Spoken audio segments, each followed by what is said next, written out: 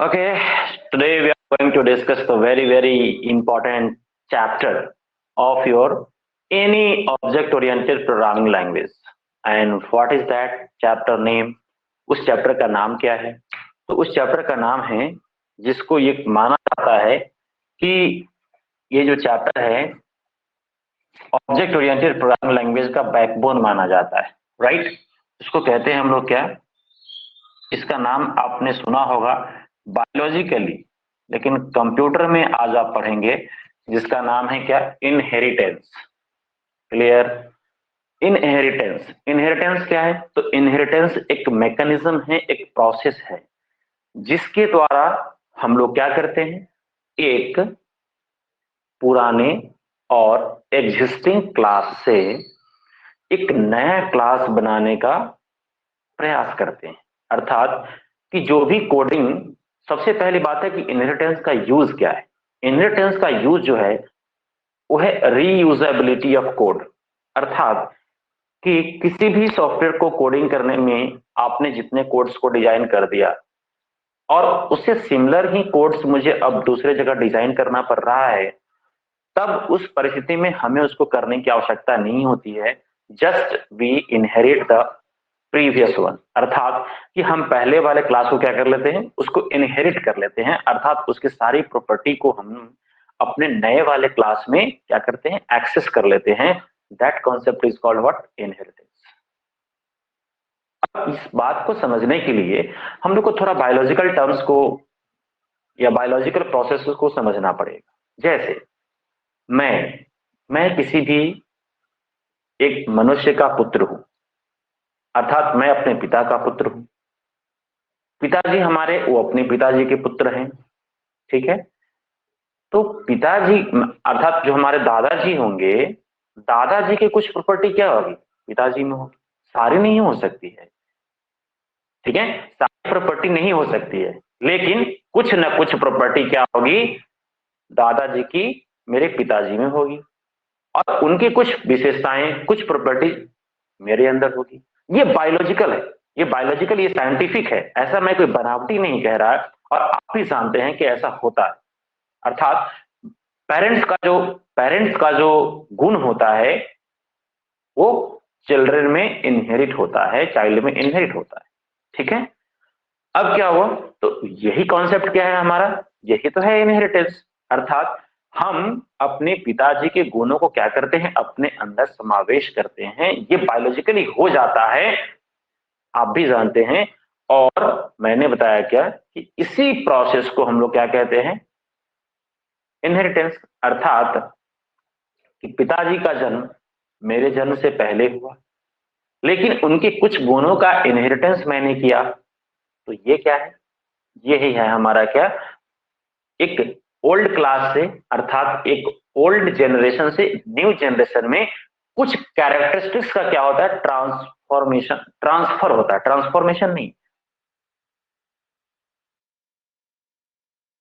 Is it clear? Is it clear to you everyone? हाँ जी। Okay, so right, inheritance.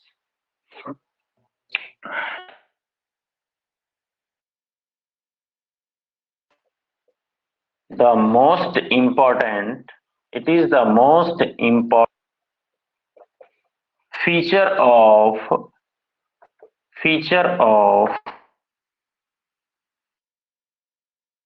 okay, any oriented object oriented programming language. Any object oriented programming language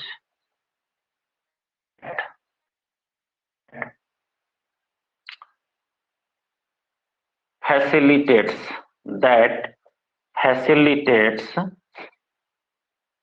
the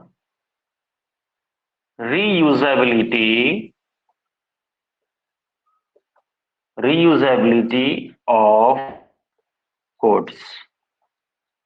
okay, अर्थात क्या हुआ कि inheritance क्या है, ये विशेषता है, एक फीचर है किसी भी programming language, not only Python. मैं अभी आपको Python, it is not applicable in C plus plus, ये सी प्लस प्लस में नहीं है, जावा में है, ऐसा नहीं है। दुनिया में जितने भी programming object oriented programming language बने हुए हैं, सब में क्या है, इनहेरिटेंस है।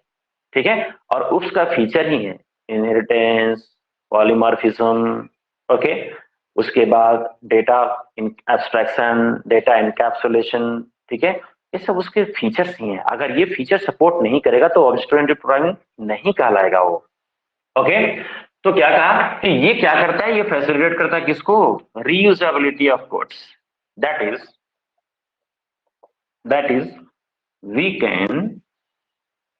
We can create a new object,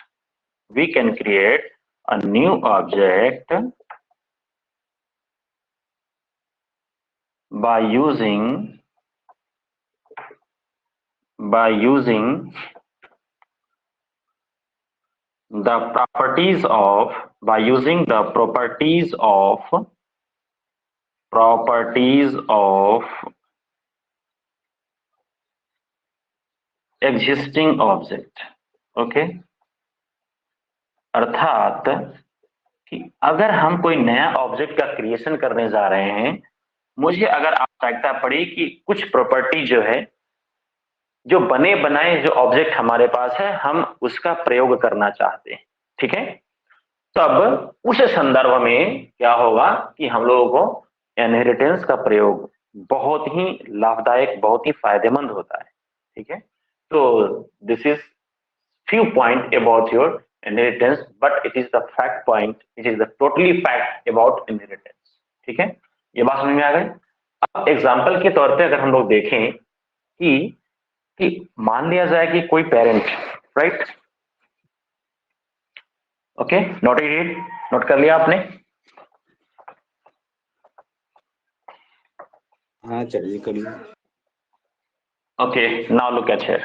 अब कहा क्या कि एग्जाम्पल के तौर पे अगर आप देखें कि सपोज मैंने बताया था कि एक पेरेंट्स होते हैं, तो पेरेंट्स के जो चाइल्ड होते हैं, राइट, पेरेंट के क्या होते हैं, कुछ ना कोई चाइल्ड होगा ही होगा।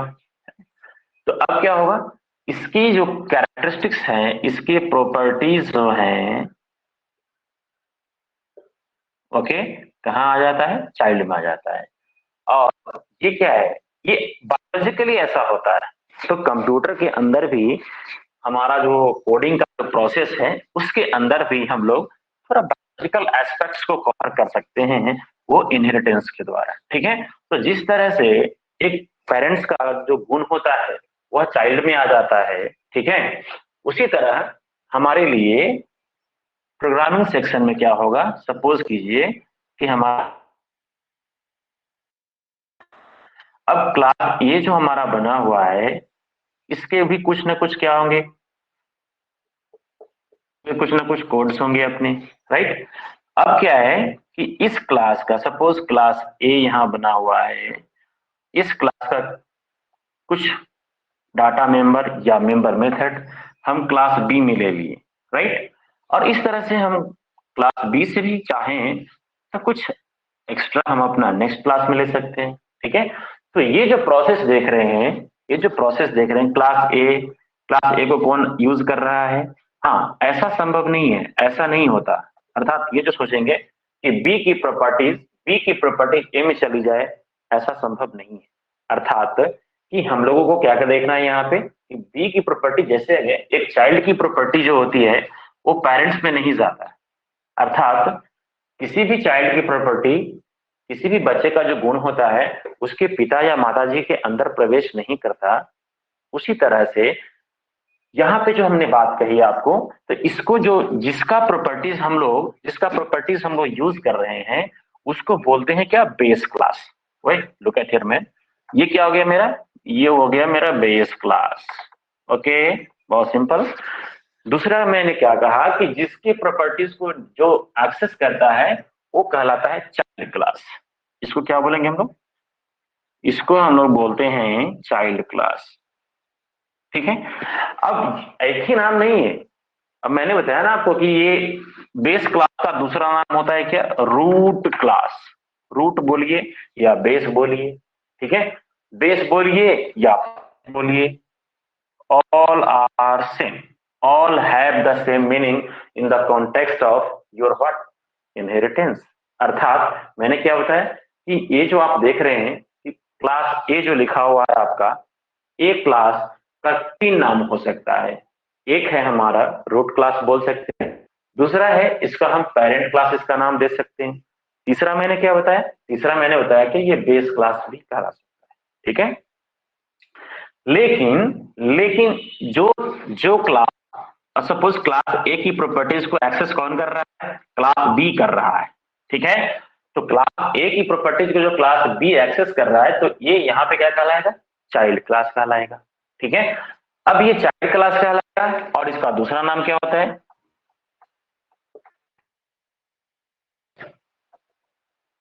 क्लियर, क्या कहलाएगा, चाइल्ड क्लास कहलाएगा, और जो उसको एक्सेस करता है, ठीक है। अब इस चाइल्ड का भी देख रहे हैं कि फर्दर क्या हो रहा है, इस चाइल्ड का फर्दर क्या हो रहा है, इस बी क्लास जो है चाइल्ड क्लास है, उसका फर्दर क्या है, डेरिवेशन हो रहा है, अर्थात इसका इसके प्रॉपर्टीज का यूज क्लास सी कर रहा है। इस कॉन्टेक्स्ट में क्या होगा, यह चाइल्ड क्लास इसके लिए पेरेंट क्लास होगा। Clear, is it clear. मैंने क्या कहा कि सी नाम का जो मेरा क्लास बना हुआ है, इसका फादर कौन है, इसका फादर तो बी है, और बी का फादर कौन है, ए है। तो मैंने क्या कहा कि बस इसके लिए ये बन गया हमारा क्या, चाहे इसके लिए ये बन जाएगा रूट क्लास, इसके लिए बन जाएगा ये बेस क्लास, और इसके लिए बन जाएगा ये चाइल्ड क्लास, ठीक है। और इस तरह से क्या होता है, ये प्रोसेस हमारा चलते रहता है, ठीक है। चलिए, अब इससे संदर्भित कुछ बातें हैं, उसको थोड़ा समझने का प्रयत्न करिए। मैंने क्या बताया कि जो सबसे पहला होता है उसको हम लोग बोलते हैं क्या, जो एक एग्जिस्टिंग क्लास है उसको बोलते हैं पेरेंट क्लास बोलिए, रूट क्लास बोलिए या बेस क्लास बोलिए, ठीक है। और उस जिसके प्रॉपर्टीज को आगे जब इनहेरिट किया जाता है वो हमारा होता है डेराइव्ड क्लास, चाइल्ड क्लास बोल सकते हैं, ठीक है। एज पर योर चॉइस, आप जो बोलना चाहें, सब एक ही बात को डिनोट करेगा आपको। क्लियर है। चलिए, अब हम लोग देखते हैं कि सर इनहेरिटेंस के कितने टाइप होते हैं। अब टाइप ऑफ इनहेरिटेंस पहले देख लें, ठीक है। उसके बाद इसका मैं सिंटेक्स बताऊंगा, पॉइंट ऑफ डिस्कशन में हमारे पास आज यही है कि सबसे पहले हम लोगों ने इनहेरिटेंस को देखा है, इनहेरिटेंस के बाद मैंने बताया क्या कि टाइप्स ऑफ इनहेरिटेंस, उसके बाद मैं सिंटेक्स पे आऊंगा, types of inheritance. Now look at here. तो टाइप्स ऑफ इनहेरिटेंस में सबसे पहला क्या होता है, single label inheritance, single single label inheritance, और इसका हम लोग सिंपली कह सकते हैं single inheritance. Now note it down fast. दूसरा होता है multi label inheritance, single label कहिए या सिंगल इनहेरिटेंस कह सकते हैं। दूसरा है मल्टी लेबल इनहेरिटेंस,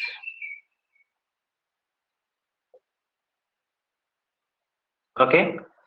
तीसरा है हमारा मल्टी लेवल का multiple inheritance, okay, multiple inheritance, got it. Next point है हमारा मल्टीपल इनहेरिटेंस के बाद हम लोग पढ़ते हैं हायरार्चिकल इनहेरिटेंस, हायरार्चिकल इनहेरिटेंस, ओके। और इसके बाद हम लोग जो पढ़ते हैं उसका नाम है hybrid inheritance,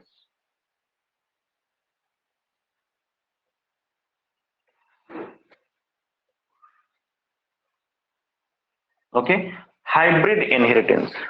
clear.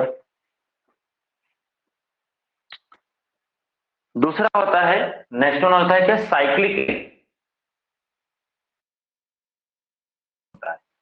Cyclic inheritance में क्या होगा उसकी चर्चा मैं बाद में करूंगा, ठीक है, नोट कर लीजिए। एक होता है cyclic inheritance, this is all about your types of inheritance. लेकिन साइक्लिक इनहेरिटेंस जावा में नहीं होता है, नोट करके लिख लीजिए, नॉट इन जावा, ये जावा में नहीं है, ये पाइथन में है, क्लियर है, और नहीं ये C++ में, गॉट इट, नहीं ये C++ में है, नहीं ये जावा में है, ये सिर्फ पाइथन में मिलता है। This is called cyclic inheritance. Okay, noted it, note कर लिया आपने इसको? हाँ sir. Okay, now come to the point. सबसे पहले बात हम लोग समझेंगे कि सर सिंगल इनहेरिटेंस क्या होता है।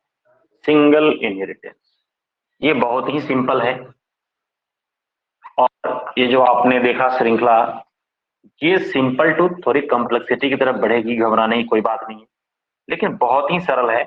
और एक बार इसको समझ जाएंगे तो आपको बहुत इंटरेस्ट आएगा। Oh my God, once you have design the code, no need to go design it again and again. एक बार आपने यूज कर लिया तो अब क्या है, इसको बार बार करने की आवश्यकता नहीं रहेगी। Okay, now let us have a look about your what single inheritance. What does single inheritance say? क्या कहता है single inheritance? when a class has only one level of child, अर्थात कि जब एक क्लास का कोई एक चाइल्ड क्या कर रहा हो कि उसकी प्रॉपर्टीज को यूज कर रहा हो, तब वो कहलाता है हमारा सिंगल लेवल और inheritance. Okay, in this type of, write about it, in this type of inheritance, in this type of inheritance, a root or base or parent class is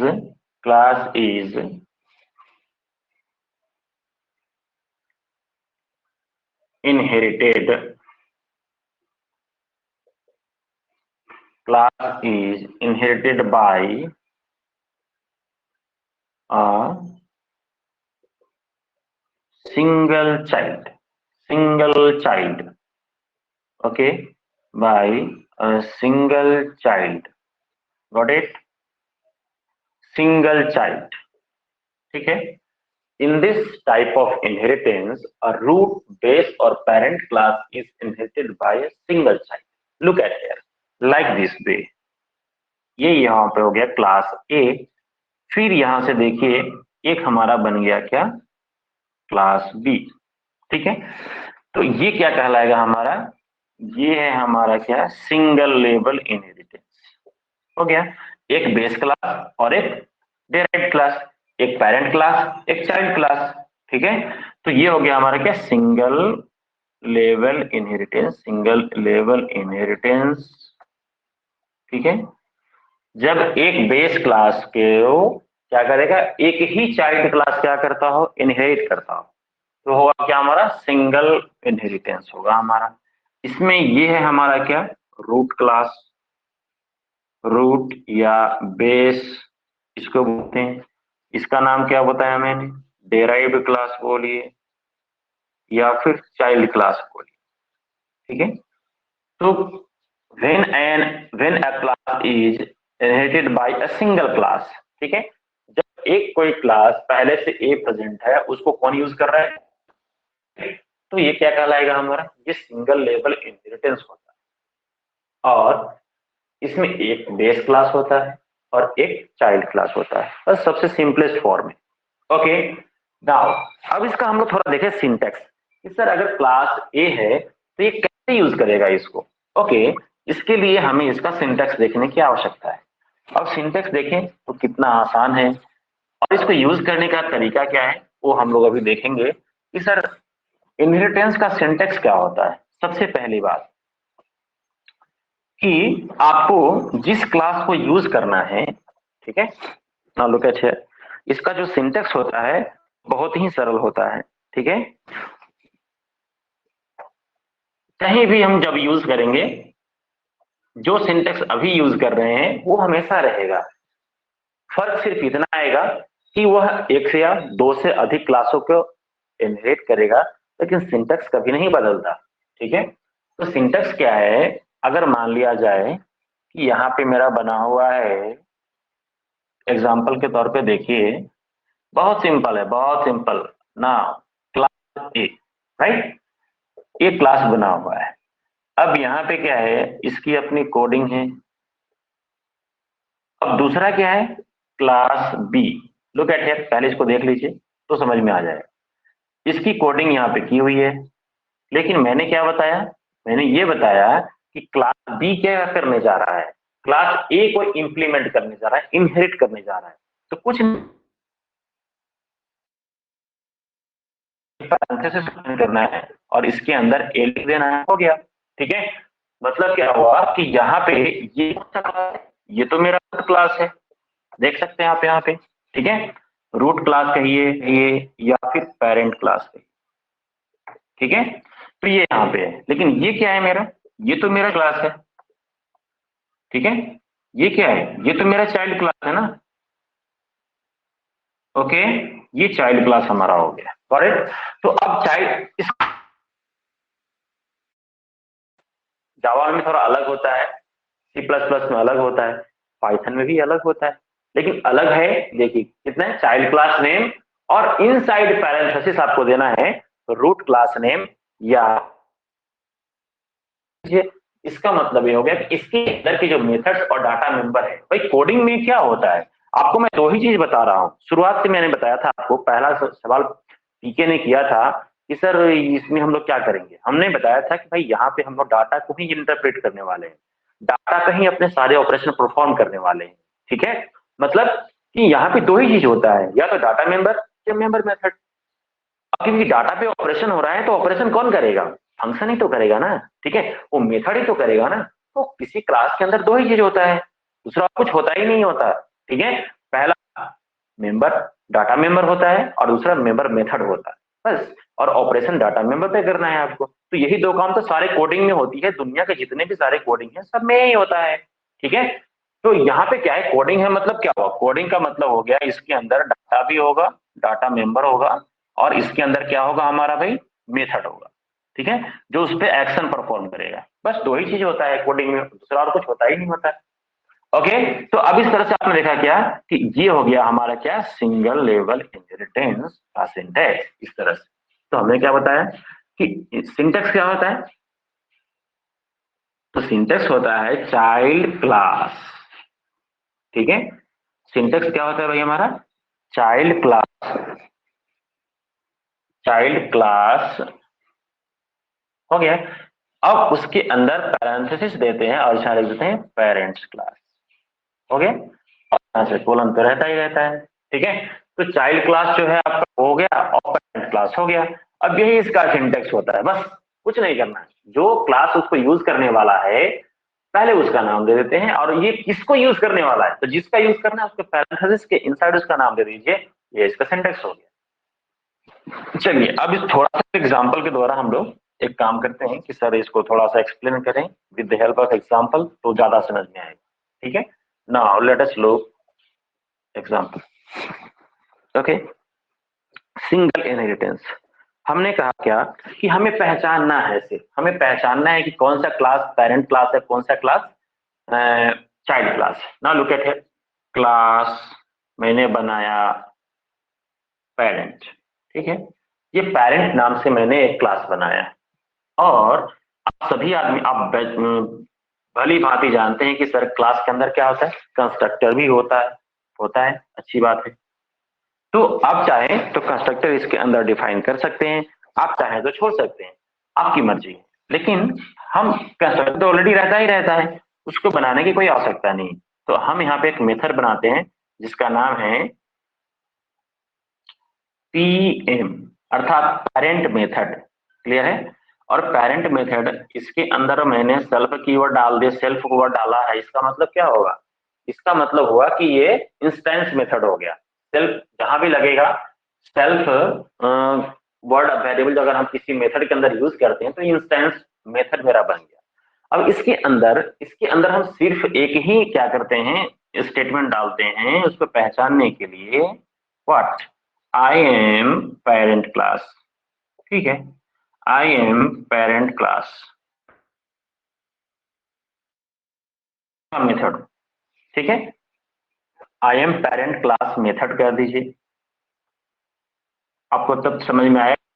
okay, बस इतना ही लिखा हुआ है। दूसरा हमने बनाया चाइल्ड क्लास।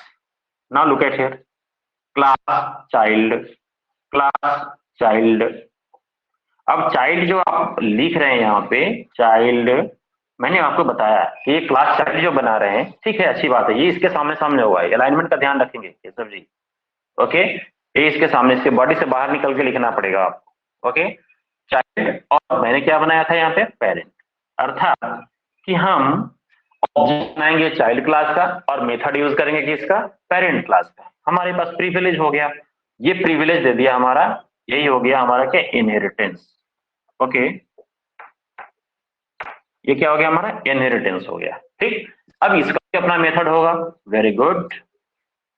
अब इसका पीएम का मेथड है डेफ सीएम, ये चाइल्ड मेथड है, राइट।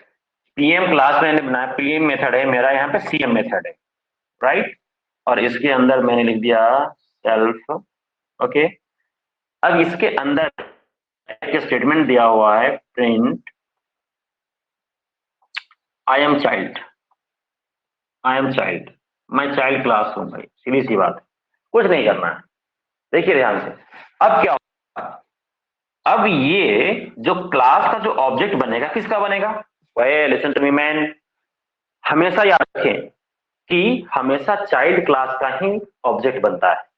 क्यों, पेरेंट क्लास के बनाने की आवश्यकता है, क्योंकि जब चाइल्ड उसके सारे प्रॉपर्टीज को यूज कर ही सकता है, तो उस परिस्थिति में हम लोगों को पेरेंट्स क्लास का ऑब्जेक्ट बनाने की जरूरत ही नहीं है, क्योंकि इसके सारे प्रॉपर्टीज तो अब इसके अंदर आ गया, ठीक है। तो अब हमेशा याद रखेंगे कि object is created of child class only, ठीक है। अर्थात कि चाइल्ड क्लास का ही ऑब्जेक्ट हमेशा बनाया जाता है, कहीं भी दुनिया में, कहीं भी, किसी भी प्रोग्रामिंग लैंग्वेज में। ओके, तो अब चलिए इसका हम क्या बनाएं, सी, और यहां से देखें कि चाइल्ड क्लास है मेरा, तो मैंने क्या कह दिया, चाइल्ड, हो गया। अब ये चाइल्ड क्लास का मेरा क्या बन गया, ऑब्जेक्ट बन गया। लुक एट हियर, इसी सी के दो डिफरेंस वेरिएबल के द्वारा हम पीएम मेथड को भी कॉल कर सकते हैं, हम मेथड को भी कॉल कर सकते हैं, ठीक है। क्योंकि अब इसके पास अधिकार हो चुका है, प्रिविलेज है कि क्या करेगा, ये सीएम मेथड को भी एक्सेस करेगा और पीएम को भी करेगा, कि हालांकि ऑब्जेक्ट मैंने किसका बनाया, चाइल्ड क्लास का बनाया। Okay, now look at here, तो अब हम यहाँ पे लिखेंगे C dot P M, C dot P M, clear है। तो ये क्या होगा, यहां से आप देख रहे हैं, ये मेथड आपका यहाँ पे कॉल हो गया, अर्थात ये पेरेंट क्लास के मेथड को हम यूज कर पा रहे हैं। और ये तो क्या है, सी चाइल्ड क्लास का है ना, तो सी डॉट सी एम इसका भी यूज कर रहा है और उसका भी यूज कर रहा है। उसके बाद प्रोग्राम को सेव कीजिए, रन कीजिए, क्लियर है, हो गया। This is all about your single inheritance. अब आपको ये पता चल जाएगा कि हम ऑब्जेक्ट बनाए किस क्लास का, ऑब्जेक्ट बनाए चाइल्ड क्लास का, आप देख सकते हैं यहाँ पे। तो जो चाइल्ड क्लास का ऑब्जेक्ट बनाए, लेकिन ये ऑब्जेक्ट इसका भी यूज कर पा रहा है। ओके, और यही ऑब्जेक्ट यहाँ से इस मेथड को भी क्या कर रहा है, यूज कर पा रहा है, ठीक है। तो this is all about your single level inheritance और single inheritance. Still you have any sort of confusion, then you can ask to me, Mr. Keshav. समझ गए अंकल, इसका यूज कहाँ पे करेंगे? सो यस श्योर, मैं यही तो बता रहा हूँ कि इसका यूज कहाँ करना है। जैसे मैं आप एक कोडिंग करने जा रहे हैं, कोई सॉफ्टवेयर बनाने जा रहे हैं, एक मॉड्यूल आपने तैयार कर चुका है, अगर सपोज कीजिए एक कैलकुलेटर का ही मॉड्यूल आप बना रहे हैं, ठीक है। तो आप एक कैलकुलेटर का जो फंक्शन होता है उसमें क्या होता है, एडिशन, सब्ट्रैक्शन, मल्टीप्लिकेशन, डिवीजन, ये अलग अलग प्रोसेसेस होते हैं, राइट। अब क्या है कि आप जो फाइनल कैलकुलेटर का जो कोडिंग करेंगे तो उस क्या होगा, आपको एडिशन वाला फंक्शन भी चाहिए, सब्ट्रैक्शन भी चाहिए, मल्टीप्लिकेशन भी चाहिए, डिवीजन भी चाहिए। लेकिन कोडिंग तो हर फंक्शन का अलग अलग करना पड़ेगा आपको, राइट। तो अलग अलग जब करना पड़ेगा, अलग अलग सपोज क्लास में बनाए कहीं भी, लेकिन फाइनली क्या है, आपको एक जगह पे चाहिए। तो क्या करेंगे, उन सबों को अपने अपने क्लास में क्या करेंगे, उसको जस्ट इनहेरिट कर लेंगे। ऑलरेडी अलग अलग, दे आर सेपरेट फंक्शंस, वो सेपरेट मेथड बने हैं, सेपरेट क्लास में बने हुए हैं, कोई फर्क नहीं पड़ता है। लेकिन हम फाइनली क्या करेंगे, एक जगह पे जब इनहेरिट कर लेंगे तो सारे मेथड हमारे पास आ जाएंगे, सारे फंक्शंस हमारे पास एक प्रोग्राम में इनहेरिट हो जाएगा, जहां पे क्या होगा कि जहां कहीं भी रीयूजेबिलिटी ऑफ कोड होता है वहां पे इनहेरिटेंस का प्रयोग होता है। ठीक है, तो एक मॉड्यूल जो आपने पहले से बना रखा है उसमें कोई चेंजेस करना है या कोई नया ही बनाना है, लेकिन उसमें कुछ प्रॉपर्टीज क्या करना है, थोड़ा सा मॉडिफाई करना है, तब क्या करना है, हम लोग इनहेरिटेंस का प्रयोग करते हैं। दूसरी बात, आप अभी अब चौक देखते होंगे, एक छोटा सा चौक आता है, पहले एक चौक होता है था कि गोला गोला भट्ठा जैसा होता था, राइट। तो हम लोग जब पढ़ते थे तो हमारे गुरुजी लोग क्या करते थे, वो गोला वाले चौक से लिखा करते थे, जो लिखने में बोर्ड पे अजीब ढंग का लगता है। लेकिन आज जो चौक आप देख रहे होंगे वो सिलिंड्रिकल शेप में आपको दिखाई देता होगा। ठीक है, जब सिलिंड्रिकल शेप में वो दिखाई देता है आपको, मतलब किसी ने सोचा होगा। लेकिन ये है क्या, एक्चुअली है तो चौक ही। उसी चौक को क्या कर दिया, मॉडिफाई कर दिया, चेंज कर दिया, परिवर्तित कर दिया और उसको पेंसिल के शेप में बना दिया ताकि ये लिखने में बोर्ड में क्या होती है, कन्वीनियंट होती है। तो जब ये सुविधा आ गया तो this is called what, NAT. लेकिन चौक कहां से लिया, उसी चौक को डस्ट बनाया, पाउडर बनाया, फिर पाउडर बना के क्या किया, उसको एक निश्चित डेफिनेट शेप में ढाल दिया और ये बन गया हमारा पेंसिल शेप। ठीक है, तो कहने का मतलब क्या होता है, पहले जो आप यूज करते थे, जैसे पहले एक नीब वाली कलम आती थी, आप लोगों ने देखा होगा, ये पता नहीं आप लोग तो देखे भी नहीं होंगे, एक नीब वाली कलम आती थी, राइट। उसके अंदर इंक भरा जाता था और कभी कभी ढक्कन उसका थोड़ा सा लूज हो गया, टाइट नहीं हुआ, पूरा पॉकेट पीला हो जाता, नीला हो जाता था। ठीक है, अब क्या हुआ कि अब उसी इंक को सोचा कि नहीं, एक ऐसे शेप में बना दीजिए, रिफिल के फॉर्म में डालिए और तब उसका उपयोग करिए तो ज्यादा बेटर होगा। तो वहां से क्या है, इंक तो वहां से लिया ही लिया, लेकिन रिफिल अपना बनाया, उस रिफिल क्या किया, अपना बनाया। ठीक, और तब जाके एक नए पेन का डेवलपमेंट हुआ और फिर ये पेन बहुत सेफ्टी के साथ चलता है। ठीक है, तो कहने का मतलब क्या हुआ, उसी तरह के रियल लाइफ ऑब्जेक्ट में भी कोई भी क्लास पहले से मौजूद हो और उसका उससे नया क्लास मुझे बनाने की आवश्यकता हो, ठीक है, या उसके कुछ प्रॉपर्टीज को मुझे यूज करना है, तब इनहेरिटेंस का प्रयोग करना है। क्लियर ना, गॉट इट? हाँ चाहिए। Okay, thank you, thanks for the day. आज के लिए इतना रखिए, फिर we are meeting in the next class. Thank